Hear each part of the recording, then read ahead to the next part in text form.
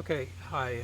I'm going to do a video here for a rear brake line replacement on a 97 Corolla. So this car is 22 years old, and this line here runs all the way from the front of the car to the back of the car, and it runs underneath the car and only covered by a plastic shield, so it gets a lot of road spray and corrosion, and it's a very common failure for this line to rust out and eventually leak. And so I was pulling out of the parking lot at work about a week ago, and I did notice my pedal dropped to the floor, and my braking became very poor, and it was because this brake line had rusted. And when that happens, the brakes don't go away 100%, because in this car, in the modern cars, they have a split braking system, and it works like this. If you can see this, let's see, it looks blurry. I don't know if that can focus better. Okay, maybe that's a little better. Anyway, it's called the so-called fail-safe hydraulic or dual braking, dual master cylinder. You can see there are two circuits, and if you get a rupture in one of the lines, what happens is fluid comes out of one of the systems, but as you push on the master, one of the pistons will bump into the other piston. Normally, the hydraulic pressure is what pushes the other piston, but if there's a leak in this section, this piston will mechanically push against the other, and then you will then get braking in the secondary system. If the leak were in the secondary system, for example, as you push forward on this piston will not provide any resistance, and it will move forward again as this fluid leaks out. And what happens is the pedal will drop towards the floor because of the additional travel needed from the piston. So you'll feel like your brakes are gone completely, but as the pedal gets closer to the floor, you will get braking power in one half of the system. So you certainly do not get as much braking, and you won't even get half as much braking, because the one half that you're getting, you're using up a lot of the travel of the pedal just to get that to really even engage. And then you need to use, of course, some travel more just to get the brakes to actually push against the caliper or the drum. Now you'll also begin to lose fluid due to the leak, but the way the master is set up, the master cylinder, is you fill fluid common on the top. As it starts leaking out, though, eventually it'll leak out one side, and some will be left in the other side. So there is still some braking, and that normally will allow you to continue to operate the car until you get to a safe spot. But obviously, at that point, what you want to do is certainly get off the highway, begin traveling at very low speed, be prepared to use your emergency brake to stop the car, or to assist in stopping the car, and then always keep a great distance between yourself and the car in front of you, which is normally not too difficult as long as you go slow enough. Now,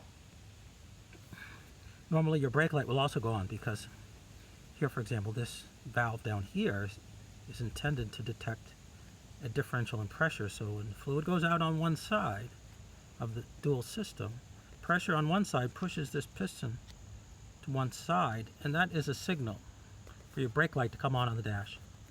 But you'll notice, in this case, you'll notice in this case, the pedal dropped to the floor. Brake light didn't come on until somewhat later. It eventually did come on, but it didn't precede the actual loss in braking pressure. Okay, so I've done this job before on the 97 Corolla. It's not an easy job, because the replacement brake line in this case is extremely long. So here is the brake line that I took out from front to back. This particular one is 15 feet long, because it runs all the way from the front of the car to the back of the car. Now when it gets to the back of the car, it has to run from the driver's side over to the passenger side. And it's shaped more or less like an L, but it has lots of turns in order to make it fit into the various tight spaces. Here I've straightened it all out in order to remove it, and I've laid it out this way so actually I could measure how much I needed for a replacement. And so the spot that it actually broke was actually probably, I think it was right here, so where it failed. But you find that in taking it out and pulling it out, this actually broke in a couple other places just because it was so old, and I certainly, when I was pulling it out, I didn't really care if I snapped it in other places. Okay. Now, like I said, I have replaced this with a brand new factory unit before. Not this particular brake line, but on the other side of the dual system, on this very same car, I replaced with the factory line, steel line. And it's extremely difficult to put in because of the way that it's preformed, and it has to go through very tight spaces. The way that I was finally able to do it mostly is I take it, and then even though it's been preformed, I basically bend it into a straight line with gradual arcs. All of the minor bend points are still there, but overall you put it more or less into a straight line as you have to kind of thread it up through from underneath the car up through the engine compartment. That's where it's tight, the engine compartment, and it can also be tight back by the gas tank. Now, here's actually where the new line is, okay? So the way that I did this one is, when I looked at the price of a new unit, which was over $100 for this new line, and I knew how difficult that was going to be to get in, I began checking for other ways, and I found a lot of talk about this copper nickel brake line. I got 25 feet for $25, or might have been $30. It came with a lot of these fittings, a variety of fittings, and I didn't end up actually using those. I didn't need those, but I did need the line. I got 25 feet, I needed 15. I still have about 10 feet here in case I have another line fail that's much shorter. And there are plenty of shorter lines in the system too that I might be able to use that on in the future. So now the way that I did this is I started from this point, and I would just unspool this, because this is extremely malleable and you can unwind it. And I put this cap on the end, and so as not to collect dust, or I shouldn't say dust, but to actually pick up material, grime, grease. That is, as you start feeding this through where it needs to go, it's going to go through some tight spots, and it could easily get obstructed. So this little cap actually came with it, but it's a good idea to keep it on. And also you can tape it so it won't slide off accidentally, because as you're feeding it through, this might actually get pressure in both directions. The cap might come off. So I did not pre-bend this like in Eric, the car guy. He says as a first step on this line, what you would do is you'd match it up with the old line, and you'd actually form it to be the exact shape as the replacement.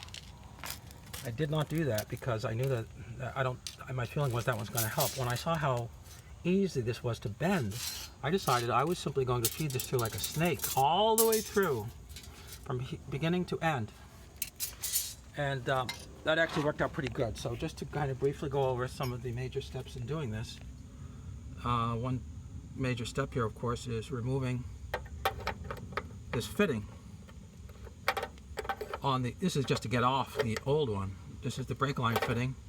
It helps to use this fitting because without that, you can't grip all 6 sides of that nut, and you might round it off.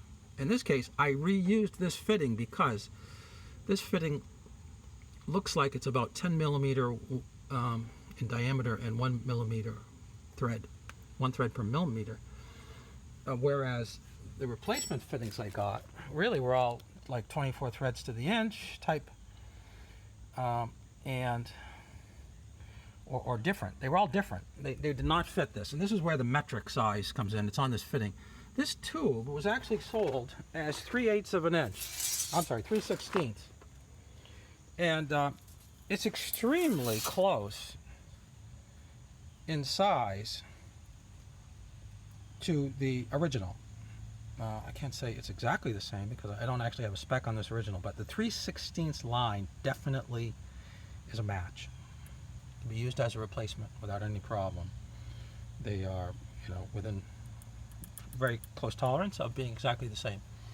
The tool that I used, my original plan was to get the loaner tool from AutoZone, but when I checked the reviews on that loaner tool, they were terrible. So I did some little more searching online, and I found this tool, which is a double flaring tool, which is what you need. This one is only designed for 3/16, and you can see it's 3/16. The metric equivalent is 4.75 millimeters. Yeah, if you actually convert 3/16 to millimeters, I think you get something like 4.77 or 4.76 or something. It's not exactly the same, but it's extremely close. This works on this line, and this worked really good. I didn't have any trouble with this. I'm not going to go through that because the instructions come with it, and I didn't have any issue with it. These are just the components that come with it, and it does come with instructions, so you can read that. Now, I did only have one slight issue, and that was it was a minor issue, but I'll mention it here. In order to form this flare, this double flare, one thing you have to do is you have to take the line. You have to line it up in here. It has to be captured in there. And in order for that to happen, it has to be a straight section of the line, at least for 1 inch. And the way that I fed this line through,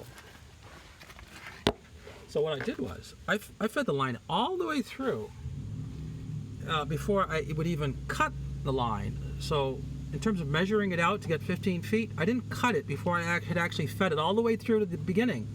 And that's when I started to put the flare on it, because this tool will work in a relative, in other words, when it's on the car. It's not as long as it's not an extremely confined space. But the one little issue I did have was that I had pre-bent this into this shape before I went and made the double flare on the end of it. And the very last inch wasn't exactly straight. So as I put it into the vise here and then clamped down onto that, it straightened it out, no problem. But it did make a slight distortion in clamping it because it wasn't already straight. This is relatively minor. This was not a big deal. But in the future, before I would put on this final curve, I would have, when the section was perfectly straight and didn't have any curvature in it whatsoever. This doesn't look like it has any curvature, but because I bent it, it had a kind of an arc throughout, and the tool straightened that arc out. So that was not a problem. I tried. Well, like I said, I ended up reusing these, and that's the advantage of not destroying them when you take them off, and it makes them more suitable for reuse. I did try cleaning those threads up. I did not have a die that was the same threads as this one, which was, I think it's a 10 millimeter one thread per millimeter. I had like 1.25. 10 millimeter, 1.25 per millimeter. So I couldn't clean those threads, but it turned out that's not really critical. But because, of course, when you put it back on again, the only rusted part on these threads is the part that extends past the section which will be needed in order to seal. The section down below that level generally is not rusted. Now, it may be rusted a little bit. So I did clean the threads up, with a little, tool. Okay, that was the best. And of course I put penetrating oil, and I ran this back and forth several times just to clean it as much as I could. But I like to clean it with a tap, but I wasn't able to do that, but not a big deal. The only other thing I should say, other sorts of things about this is that in getting this off, this is an old car, so a lot of the fittings in which the old brake line would have run, the nuts snapped off as I was taking them out. I wasn't able to rescue those, to reuse them. In reusing them, I would have ended up putting them back in exactly the same space. But what I did do, as I ran it back in through, I'll show you, like a section here underneath.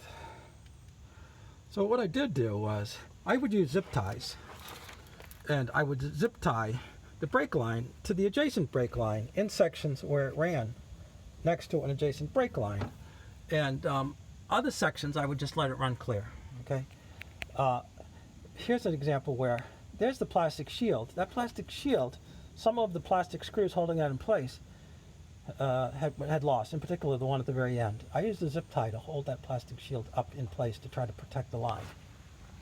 Other than that, I was able to reuse those plastic, the plastic nuts. There's one of them there. I was able to reuse those carefully.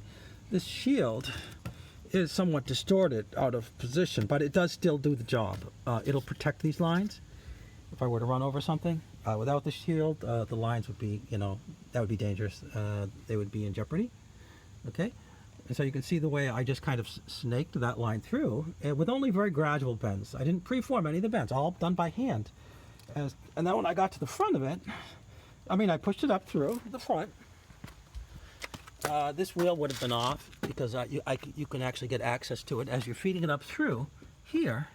Then I had to bend it over and make a final, and I made a connection on this other end, and you can see the copper line there. Okay, you can see the copper line. That's the new line, and not a big deal there. Now, when the new line goes in, of course, it's full of air, and this, but you will then begin to get. You can then, at that point, put more fluid into the master cylinder once you have that line in there. But you do need to bleed the system out of that air in order to get any functioning in that circuit. The circuit in which the new line has been placed in. You will actually start to get some braking because it's just going to be extremely soft. But you will get some braking on the system that has a new line on it. So you won't it'll be better braking than the completely mechanical braking when one line is completely out. But it's still going to be far, far less than the normal braking. You'd be more, and it still needs to be bled. Now, the way that the bleeding works on this is that there's a bleed screw, and let me see if you can see it. It's on the other side of this. Maybe you can see it there. I'm too close up to see. Maybe I don't have the lens on it, but yeah, you can probably see it. There it is. Yeah, that's the bleed screw. Now, that's an 8mm bleed screw, and normally what you do is you loosen that, and then you have someone push on the pedal, and that pushes the air through the line all the way down, and it comes out the bleed screw. But in this case, if you try to get that bleed screw off, there's a good chance that it will break. Those bleed screws snap quite easily, and they can be difficult to remove completely after they're snapped. I did play with that a little bit to get it out, because I've done that before. I've also broken them off before. But in this case, after playing with that just a little bit and realizing it didn't really want to come out, what I did was I looked at this whole system, and I could see that this spot was actually at a high point relative to the existing line between it and the brake, so that when the old line came out, this essentially was completely full with fluid. It hadn't been drained. The air was in the new line, but not in the existing line. So here's what I did. I bled it at this point. It's not the normal spot, but it did work. So I loosen this up, have someone press on the pedal. They continue to press until fluid actually starts spraying out at this point. And before doing this, make sure the master cylinder is topped up to the top. Then, when the fluid is starting to spray out at this point, then you tighten it. At that point, all the air that might have been in this section, which there might have been just a teeny bit right at the top here, would have been essentially displaced by the fluid, and all the air that would have been in this line would have been pushed out too. Then as you tighten that, even finger tight, where the fluid was coming out, the system is basically bled. Then you can tighten this up, and the brakes are really bled at that point. There really shouldn't have been any air in the other components of the system, and that, of course, you can actually test by just driving the car. If there's any softness in the brakes, you could, of course, bleed the other components of the system.